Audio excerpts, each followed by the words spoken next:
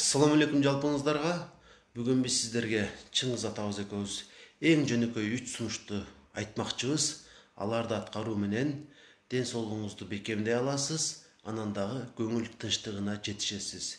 Эмнеге 3 сунуш? Анткени сиз жалкоосуз. Ушул жалкоолуктун мизин кайтаруу үчүн эң жөнөкөй, аткарууга оңой, жеткиликтүү болгон гана сунуштарды айтабыз. Сөзсүз түрдө аткарыңыз. Биринчиси, ар бир үйдө сабиз бар. 2-3 күндө бир аш жеп турасыз. Бул белгилүү, андыктан сабиз жеп туруңуз. Аны кыйналып кабыгын сыйрыштын деле кереги жок.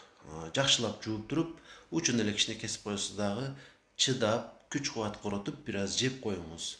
Күндө деп айтпайын, ар 3 күндө бир жолу болсо дагы кан боюнча жеп коюңуз, чийки боюнча. Муну менен сиз ден соолугуңузду сөзсүз түрдө бекемдей аласыз. Ичинде микроэлемент, макроэлемент, витамин, ушундай жагымдуу нерселер сөзсүз түрдө бар, керектүү жерлерге өзү эле барат. Экинчи сунушум, ар бир үйдө китеп бар. Андыктан өзүңүзгө жаккан 10 чакты китеп турган болсо, көңүлүңүзгө жакын бирөөсүн алыңыз дагы. Болгону 2-3 мүнөт, болбосо 5 мүнөт. Ушунчалык күчүңүз ашып кетип атса, 10 мүнөт окуп коюңуз. Ошондо дагы бир айда эч дегенде бир китепти окуп бүтүрөсүз. Эмнеге китеп окууну сунуштайм?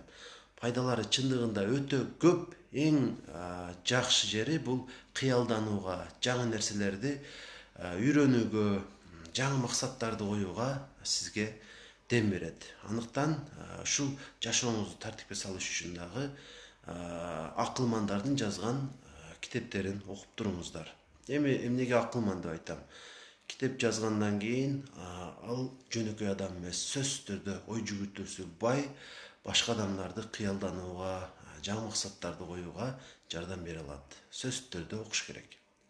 Үчүнчү сунуш, ар бир үйдө телефон бар. Андыктан бүгүнтөн калбай эле көптөн бери сүйлөшө элек бир тууганыңызга же досуңузга, балким Россияда жүргөн бир жакыныңызга чалып, алабалын сурап коюңуз. Видеосун кылып сүйлөшсөңүз дагы болот. Бул нерсени да адат кылып туруңуз. Биздин динибизде туугандан бөлүнгөн 2 дүйнө корболору. Досконально айта албайм, жакшы билбегеним үчүн, бирок тууган менен жакшы мамиле болуу өмүрдүн узак болушуна жана дагы 2 дүйнө бактылуулугуна жеткенге себепчи болору белгилүү.